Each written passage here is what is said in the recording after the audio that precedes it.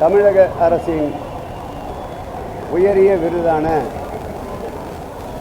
தகைசால் விருதின் இன்றைய தமிழக அரசியலின் ஒரு ஆச்சரியம் 101 வயதை கடந்து இன்றைக்கு நம்மை விட்டு மறைந்திருக்கின்றார்.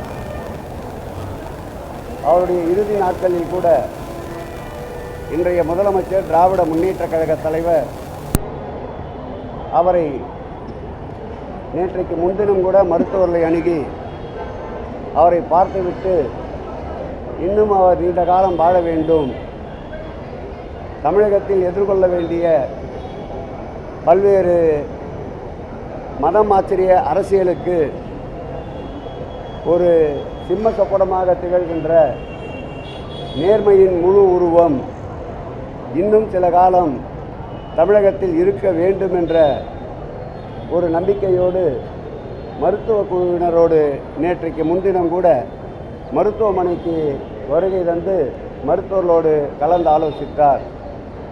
அரசியலிலே பல்வேறு தலைவர்களை கண்டிருப்போம். தன்னுடைய வாழ்நாளில் அதிக நாட்கள்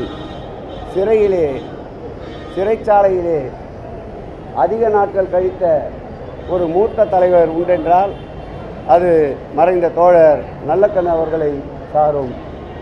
அவருடைய கொள்கைகள் நாட்டிலே மதவாதத்திற்கும் இனவாதத்திற்கும் பிளவு சக்திகளுக்கும் இடமில்லை என்பதை அவர் மறைந்த இத்தருணத்தில் அவர் உயர்த்தி பிடித்த அந்த தியாக தீபத்தை கம்யூனிஸ்ட் இயக்க தோழர்களும் இன்றைக்கு மாண்புமிகு தமிழக முதல்வர் தலைமையில் அமைந்திருக்கின்ற இந்த கூட்டணியும் உயர்த்தி பிடிக்கும்.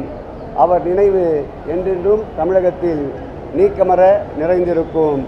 அவர் புகழ் எந்நாளும் இந்த தமிழ் மண்ணில் பட்டொலி வீசி பறந்து கொண்டிருக்கும்.